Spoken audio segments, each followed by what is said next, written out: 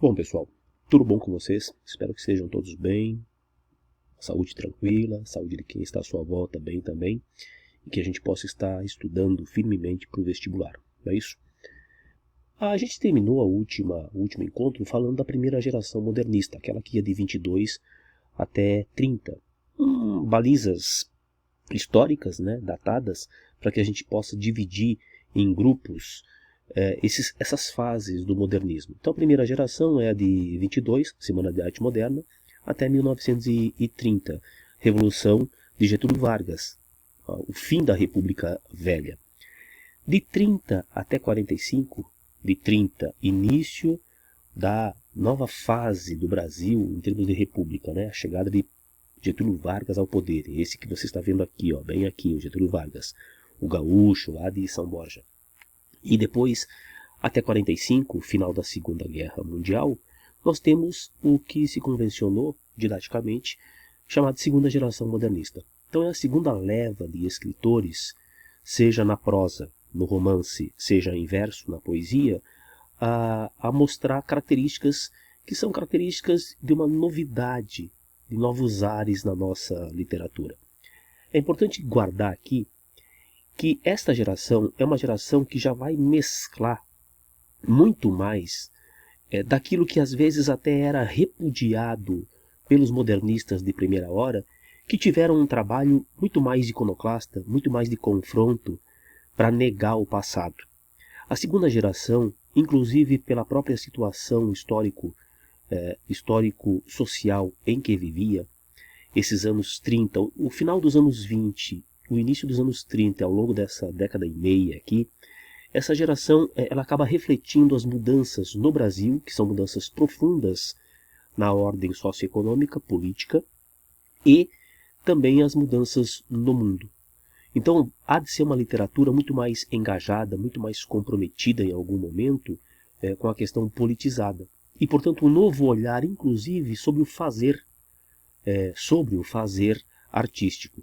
Você vai ver na apostila aí, ó, que o finalzinho da década de 20, no século passado, ele vem marcado, né, pela quebra da Bolsa de Nova York, a crise econômica sem precedentes em 1929, e pela formação de estados, regimes totalitários.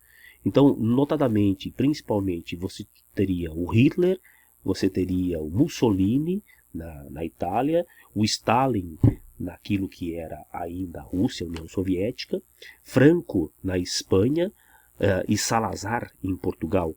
Todos esses, tirando Stalin, que era de matiz de esquerda, todos fascistas, né, extrema-direita, num momento em que há um radicalismo, porque você tem um mundo já sendo polarizado entre o que era o fascismo e o comunismo. Não se fala ainda naquilo que viria a ser a Guerra Fria, obviamente, porque a Guerra Fria é posterior à Segunda Guerra Mundial, mas eclodindo dos escombros da Primeira Guerra, essa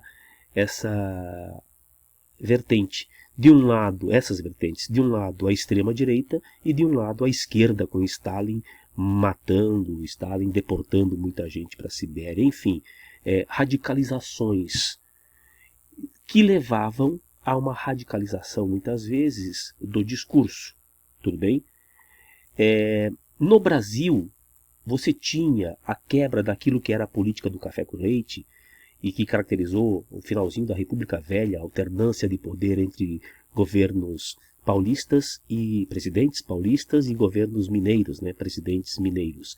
E quem vai romper com isso é Getúlio Vargas, que se num primeiro momento tem uma ação que é de rompimento com uma estrutura que estava ossificada, a República Velha, logo em seguida vai dar um golpe de Estado.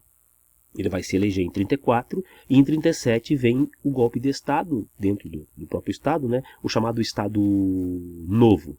E a partir daí, como você vê no texto aí, muita repressão, muita censura, que obviamente vão desembocar num tipo de literatura que vai questionar tudo isso.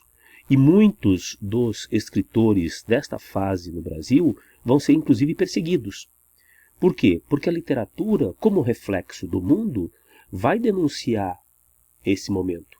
vai denunciar que no Brasil havia censura, havia uma polícia política muito grande e os escritores muitas vezes vão ser perseguidos, vão ser presos, como é o caso, por exemplo, de Graciliano Ramos. Então, nesse encontro, a gente vai falar da prosa.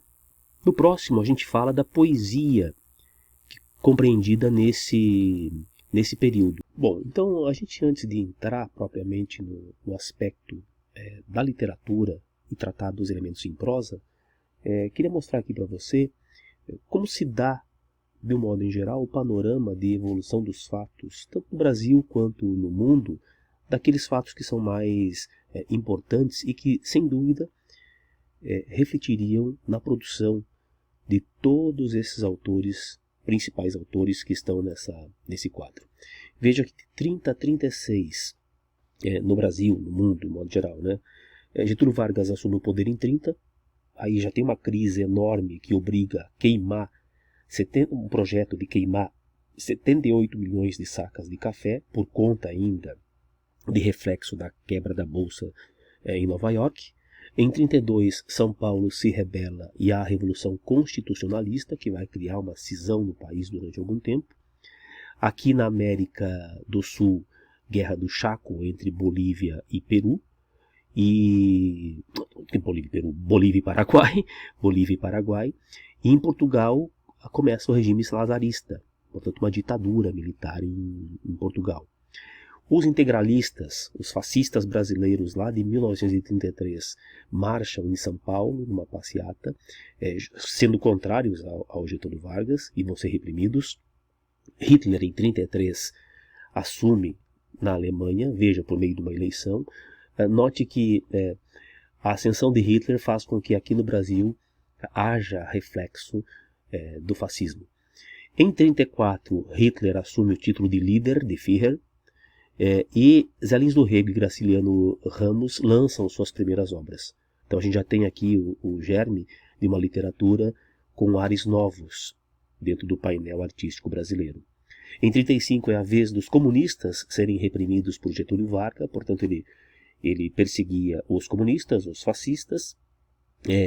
Hitler, já no seu projeto muito mais ambicioso de guerra, questiona o estado em que ficou a Alemanha por conta do Tratado de Versalhes, no final da Primeira Guerra Mundial, e na Espanha, também por meio dos fascistas, que se opõem ao governo de esquerda, começa a Guerra Civil Espanhola. Então você vai vendo que há uma tensão no mundo entre o fascismo, o comunismo, entre a extrema-direita e a esquerda.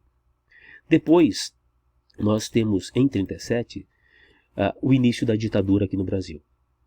Se o mundo tinha um viés fascista, um viés de extrema-direita, isso vai respingar no Brasil, começa a ditadura do Getúlio Vargas,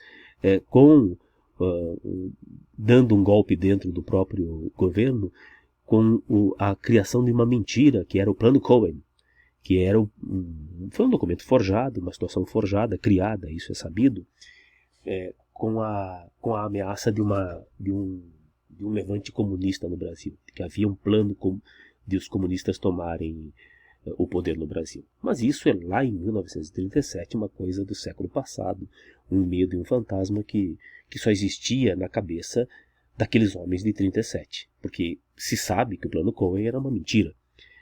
E por conta dessa mentira, o Getúlio Vargas aproveita-se e dá o golpe e cria o Estado Novo. Em 1938, tentou-se de novo, contrariamente ao Getúlio Vargas, aí é a direita tentando um golpe dentro da direita, e a Alemanha faz o Anschluss, anexa a Áustria, e acaba a Guerra Civil Espanhola. Vai vendo que em pouco tempo tanta coisa acontecendo. Em 1939, dia 1º de setembro de 1939, começa a Segunda Guerra Mundial. No Brasil, mais repressão aos comunistas. Em 1940, a Alemanha já tinha invadido a Holanda, a França, a Bélgica, já estava se expandindo pela Europa. Em 1941, Getúlio Vargas é eleito na Academia Brasileira de Letras, nunca tendo escrito de verdade uma obra, mas era o presidente do Brasil, era o ditador, foi eleito. Ataque japonês à base americana, de Pearl Harbor, que vai fazer com que os Estados Unidos entrem na guerra. E aí, em 1942, ficou ruim aqui a diagramação, em 1942, o o governo rompe, porque o governo tinha namorico com o eixo, né? O governo de Getúlio Vargas rompe com Itália, Alemanha e Japão. Cidadãos desses países passam a ser hostilizados no Brasil e o Brasil entra na guerra em 43. E aí, em 43 é quando os alemães, tentando invadir Stalingrado, acabam já vislumbrando a sua derrota fatal. E em 43 também Mussolini é deposto e morto em praça pública, né? Tem o seu corpo lá pendurado em praça pública, porque aí era a derrota dos fascistas pós-derrota aquilo que já anunciaria ser a derrota na guerra, inclusive. Nós estamos aí em 43. Pouquinho antes de finalizar, então, esse período que, em termos de literatura, para a segunda fase, vai de 1930 até 1945. Tá? Se diz que essa literatura é uma literatura que desloca um pouco o eixo do foco da primeira geração modernista, que foi muito centrado em São Paulo, com Manuel Bandeira no Rio de Janeiro, mas era uma fase muito paulistana. Na segunda geração, na prosa, o que a gente vai ter é um predomínio muito claro do romance relacionado ao Nordeste. Tá? José Américo de Almeida é quem dá o pontapé para esse tipo de abordagem, a bagaceira, com o livro A Bagaceira. Ele foi um político, foi filósofo, foi professor, muitas atribuições a José Américo de Almeida, e Raquel de Queiroz, que era uma mulher fazendo literatura naquele momento, com um romance que vai chamar muito a atenção, que é O 15. Esse O 15 se refere a 1915, o ano de uma seca terrível, no caso aí no Nordeste, né, óbvio, e a Raquel de Queiroz vai acabar chamando muito a atenção, escrevendo em jornal que escrevia, e já era uma literatura com um tipo de linguagem muito mais maturada, muito mais amadurecida do que aquela que era simplesmente uma literatura de combate da primeira fase do modernismo. Então, aqui a questão social começa a fazer eco muito, muito claro dentro das obras, inclusive porque refletia aquele momento de discussão, de tensão política, de tensão social no país. Quer dizer, a obra da Raquel de Queiroz, a mais famosa é o 15, mas ela não ficou restrita a isso, embora a paisagem da Raquel de Queiroz fosse uma paisagem muito ligada ao Nordeste. E muitos dos textos dela acabarão depois, lá nos anos, ainda no século XX, nos anos 80, nos anos 90, sendo levados à televisão. Portanto, se popularizando de uma maneira também muito forte, por conta da adaptação para a televisão, notadamente na Rede Globo de televisão, muitos dos seus romances. Tá? Uma literatura que tinha esse foco e esse enfoque ao homem, a questão muito de raiz, nordestino, com os seus problemas. Como seria também, só que aí num outro olhar ao país, né, Érico Veríssimo. Érico Veríssimo, que foi inclusive diplomata pelo país, né, morou em vários lugares no mundo, uma cultura vasta. Érico Veríssimo é pai do Luiz Fernando Veríssimo, que todos vocês conhecem como grande cronista. Ele tem um monumento que é esse O Tempo e o Vento. São 3 obras que ele escreveu ao longo de 1949 até 62, que envolvem 3 partes: o continente, o retrato e o arquipélago, que é um grande painel do Rio Grande do Sul ao longo de décadas, né? E envolvendo muito do que é histórico de fato e trazendo também elementos de ficção. Agora, sem dúvida, a poesia, a obra do Érico Veríssimo tem um apelo muito popular, muito fácil, no sentido de ser uma obra urbana, com um certo lirismo, com uma linguagem que é uma linguagem mais coloquial, mais fácil de ser assimilada. Então, as primeiras obras dele que você vê ali, Clarissa, Música ao Longe, Olhai os Lírios do Campo, também foram obras muito populares. Tá? Um certo Capitão Rodrigo, que não consta nesta lista aí, porque é extraído do Tempo e o Vento, mas são obras que têm um apelo relativamente fácil, né? No sentido de leitura, porque era uma linguagem acessível, no chamado romance urbano, porque aí ele não vai tratar daquelas questões que eram as questões sociais, por exemplo, do Nordeste, mas um romance de caráter mais questionador com relação à vida das pessoas, à condição das pessoas, às relações entre as pessoas, sem deixar de mostrar sempre um viés crítico com relação a estruturas e aspectos da sociedade. Coisa que a gente vai ver, por exemplo, num romance delicioso e de denúncia dele, né, que é Incidente em Antares, que a despeito do seu tamanho gigante, bem grande esse romance, é de uma leitura assim, muito convidativa, porque parte também de um argumento interessantíssimo, né? Corpos que ficam insepultos, e os cadáveres acabam revivendo e vão reivindicar em praça pública e contar os podres da cidade, vão reivindicar o fato de que querem ser enterrados dignamente, mas não podem por conta de uma greve que assola o local. Então, ali, em meio a esse pano de fundo, que é a greve dos coveiros, por exemplo, e o fato de os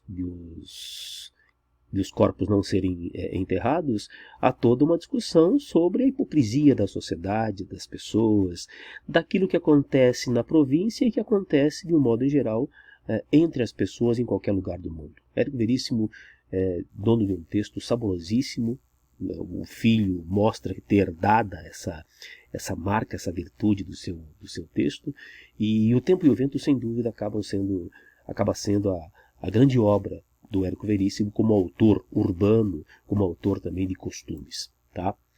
Aí a gente passa para um autor que vai ter um componente memorialista, inclusive com traços de autobiografia, que é o José Lins do Rego, que nesses romances que estão aí em vermelho, destacados, vai se colocar como o menino do engenho, a bem da verdade, né? Porque vai lembrar aquilo que foi a sua infância como herdeiro e saído dos engenhos na Paraíba. Ele que era paraibano, vai para o Rio de Janeiro, vai trabalhar como jornalista, vai ser um escritor famoso, de produção muito rica, que morreu muito jovem, é verdade, e vai ter a sua obra-prima ali, ó, em Fogo Morto, que vai completar o chamado ciclo da cana-de-açúcar.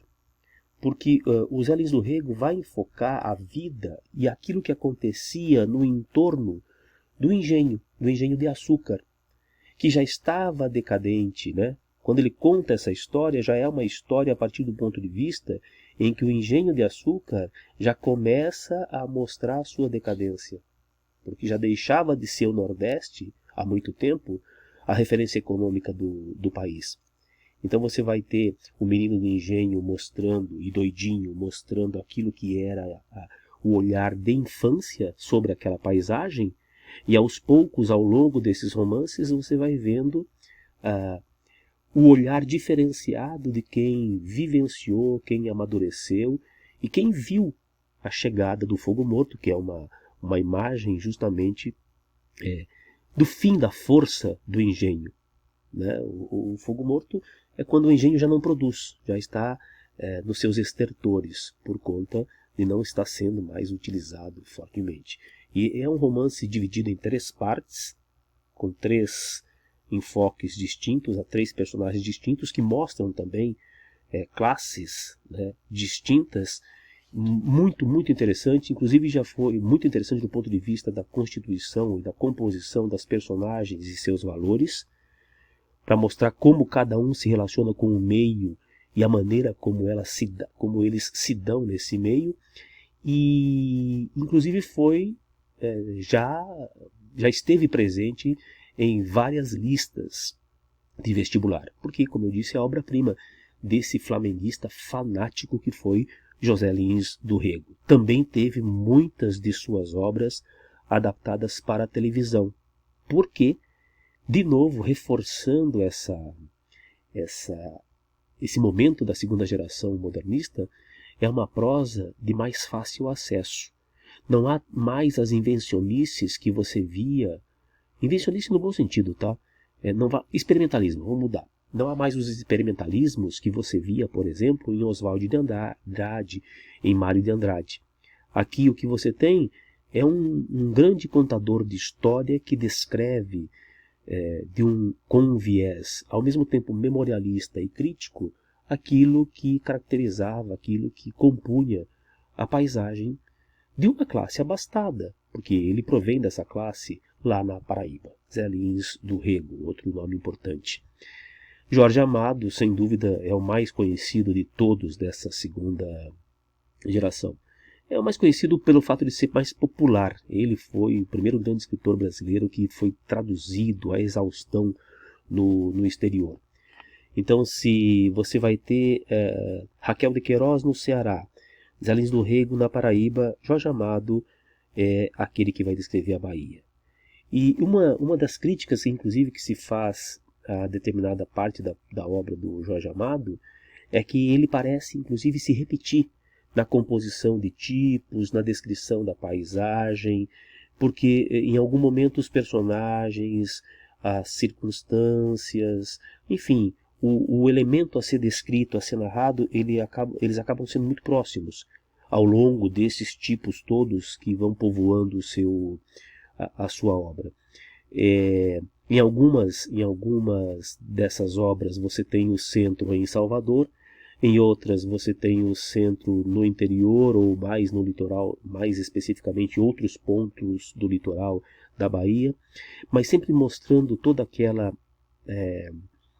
o sincretismo religioso próprio da Bahia, todos os tipos que acabaram sendo consagrados, inclusive, pelo cinema e pela televisão, para um conhecimento nacional. Durante muito tempo, o filme brasileiro de maior assistência no cinema foi o filme Dona Flor e Seus Dois Maridos. E quando foi ao cinema, virou um grande sucesso, né, de bilheteria no país. Isso, eu creio, quem sabe em meados dos anos 70. E aí a televisão ajudou a popularizar algo que já era também de penetração muito popular. A linguagem do Jorge Amado é uma linguagem, não é dita fácil, tá? Mas é uma linguagem muito acessível a quem gosta de ouvir histórias. Então a composição das personagens acaba sendo uma composição de personagem que também é acessível. Muito, eu sinto que assim, os alunos gostam, por exemplo, quando leem, né, Capitães da Areia, porque tem personagens que são cativantes. Aliás, dentre as personagens brasileiras de literatura, sem dúvida a gente pode imaginar aí várias, se forem citadas por personagens que ficaram inesquecíveis na memória do brasileiro, sem dúvida várias são personagens criadas por Jorge Amado.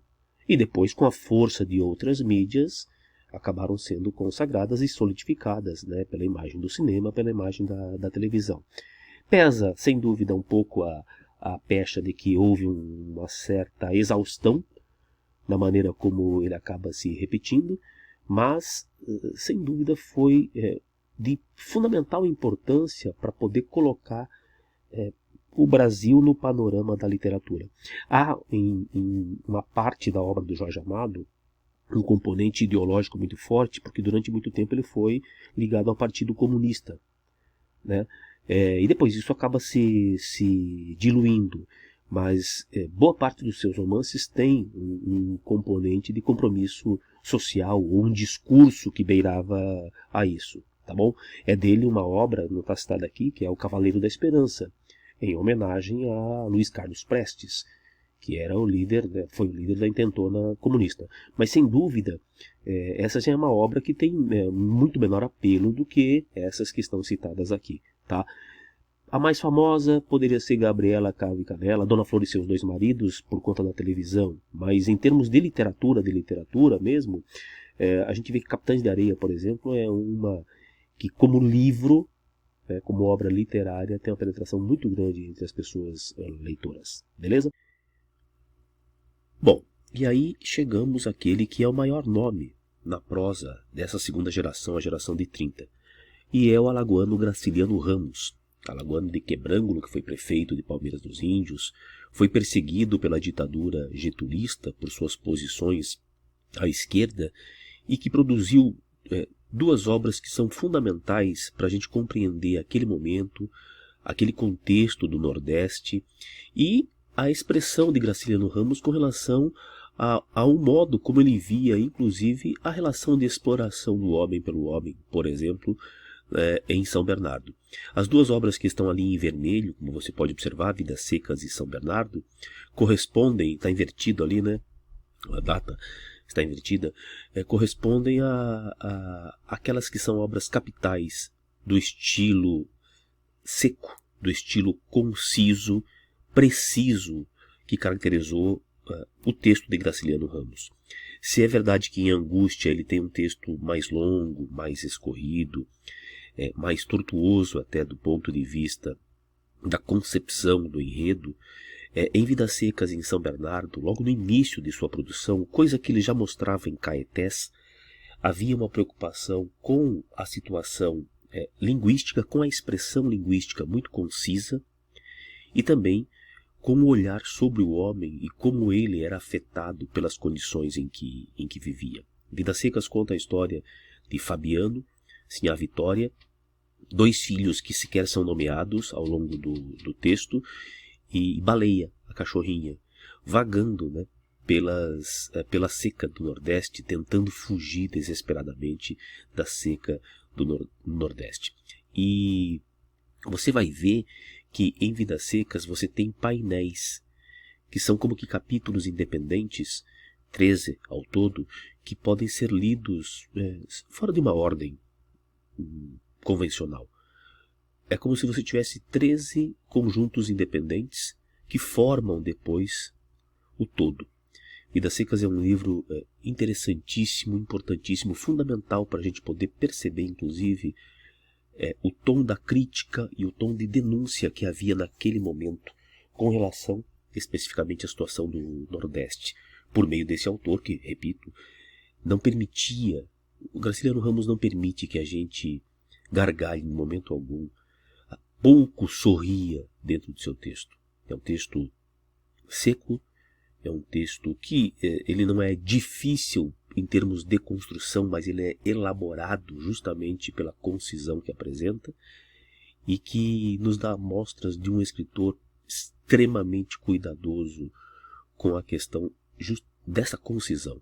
Coisa que a gente vai ver em São Bernardo, na história terrível de Paulo Honório, que é o protagonista, o narrador, contando a sua história ao longo da vida e de como ele queria produzir um livro. Então aí há inclusive um aspecto metalinguístico, como o narrador gostaria de escrever um livro sobre a sua trajetória, e a partir da qual você tem aí inclusive a compra da fazenda São Bernardo.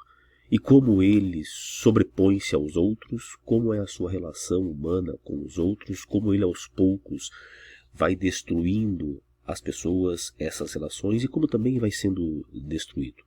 De modo que ele vai tentar fazer um acerto de contas com a sua trajetória, com a sua vida, ao longo do contar a história de como foi São Bernardo. Tá? Graciliano Ramos depois escreve muitas outras obras, como você pode perceber aí, muitas são escritas depois póstumamente. Como eu disse, ele era um homem à esquerda, ele acabou sendo preso pelo governo do Getúlio Vargas, e Memórias do Cárcere, ali de 1953, acaba sendo editada depois, inclusive, de sua morte. É um nome fundamental dentro da literatura brasileira, suas obras cansam de cair no vestibular, porque sem dúvida dessa geração de 30, ele acaba sendo o nome mais expressivo. Ele não é o mais popular, sem dúvida, porque o mais popular é o Jorge Amado, mas ele é o mais importante, ele é o mais literário, como texto desses nomes todos que a gente viu. Voltando à apostila, então eu gostaria de passar aqui, bem brevemente, alguns aspectos que a gente já comentou, só para poder finalizar o nosso encontro com relação à segunda geração, prosa, né, o romance. É importante lembrar aqui que houve, em 1926, portanto antes de 30, já um germe daquilo que sinalizaria o Nordeste como um ponto importante dessa nova fase. Veja que Gilberto Freire vai propor lá o Congresso Brasileiro do Regionalismo com um manifesto dito regionalista, reivindicando também um olhar para aquela região, mostrando que ali também se fazia uma literatura, que era uma literatura que não se prendia apenas às regras, aos cânones, aquilo que era proposto por São Paulo, por exemplo, que era o berço da primeira geração. Então a gente já percebia ali uma reunião da inteligência brasileira no Nordeste, com muita gente jovem, muita gente promissora, preocupada com os rumos também da arte e da literatura no país. E por conta de toda aquela ebulição política, a ebulição social vivida pelo país, vivida no país e no mundo, você vai ver que esses escritores que acabam saindo dali vão apresentar em suas obras aquelas características que refletem todos aqueles movimentos ocorrentes no início dessa fase. Então, um olhar muito crítico à situação do Brasil, notadamente a questão da seca, da miséria, a indústria da seca, como se diz aqui, né, como se coloca aqui. Muita gente ligada à esquerda, por conta dos ideais comunistas e socialistas que à época eram, veja, a Revolução Russa foi em 1917.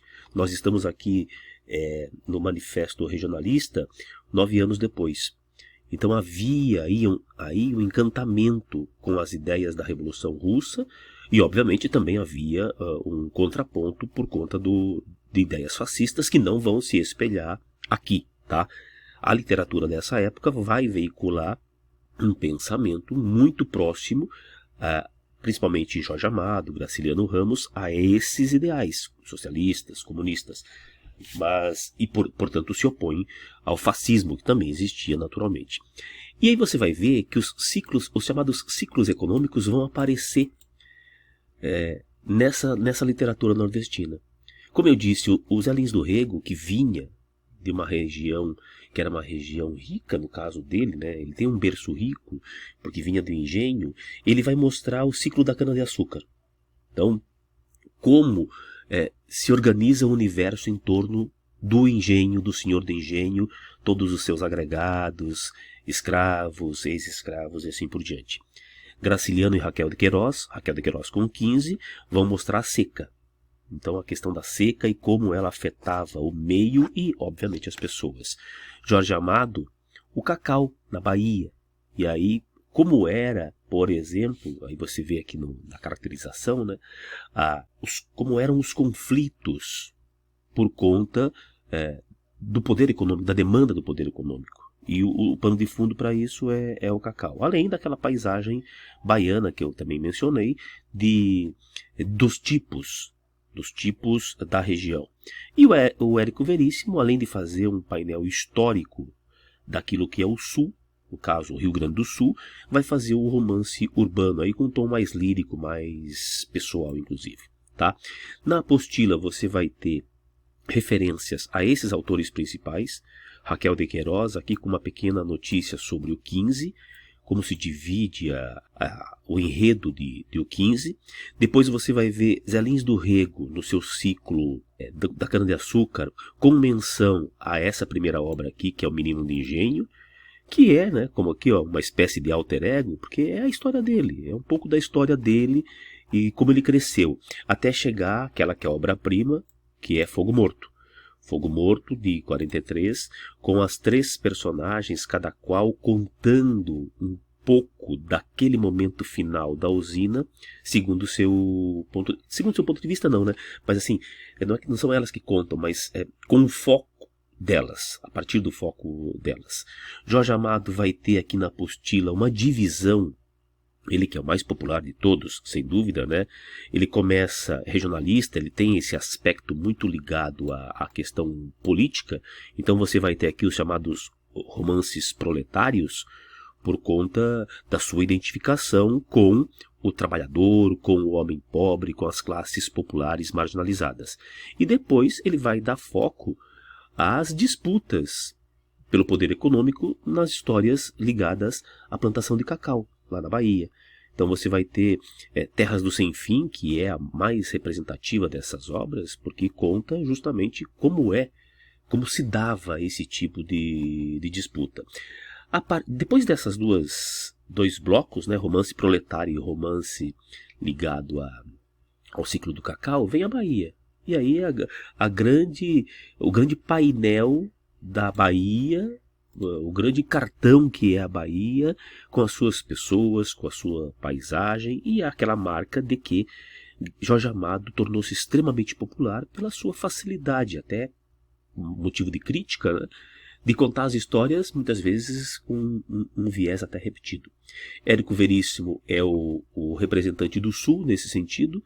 Você vai ter aqui também notícia daquilo que eu mencionei antes, com relação ao Tempo e o Vento, que é a grande obra dele, e depois com relação ao incidente em Antares, que é importante, já apareceu em vários vestibulares, foi para a televisão, que é aquele romance sobre os cadáveres insepultos. Veja que no começo da obra do Érico Veríssimo você tem aqueles que são os romances mais líricos, né? Os romances urbanos, mais pessoais, por assim dizer.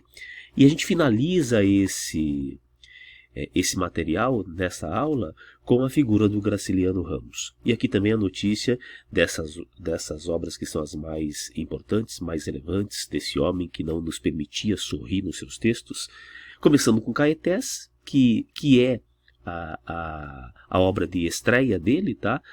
Também tem aquele motivo de um narrador que está escrevendo, que quer contar uma história, coisa que vai acontecer em São Bernardo, que é a primeira pessoa como grande personagem. Esse é um dos grandes personagens da literatura brasileira, tá? Que é o Paulo Honório. Personagem mau, como eu falei. A história do Paulo Honório é uma história rudeza, né? De dificuldade, hoje se diria empreendedorismo, porque ele vai atrás do que ele quer. Ele consegue as coisas pelos meios dele e vai pagar por isso também, né? Então, ele se faz como homem, mas ele vai pagar por isso. Angústia é um texto bem mais intimista, baseado numa situação que vai apresentar um crime. E como eu disse, ele é intimista porque há uma questão aí da ficar remoendo aquilo que ocorreu. Ele lembra lá, em alguma medida, a grande obra do Dostoiévski, Crime e Castigo. Porque a gente precisa ficar fazendo um acerto de contas a toda hora com aquilo que acontece, né? E quando eu digo parte, eu já dei spoiler aqui, né? Porque tem uma tragédia, tem um crime em jogo. E aí vem Vidas Secas, que sem dúvida acaba sendo a obra do Graciliano Ramos, que é a mais conhecida de todas. Há uma dúvida aqui, né? Qual seria a maior, Vidas Secas ou São Bernardo? Que é o chamado romance desmontável, como mencionei lá. Tá? É a história dessa família de retirantes. Esse é um ponto obrigatório, tá, pessoal? Em algum momento, assim, porque também não é uma história difícil de ser lida, de ser acompanhada.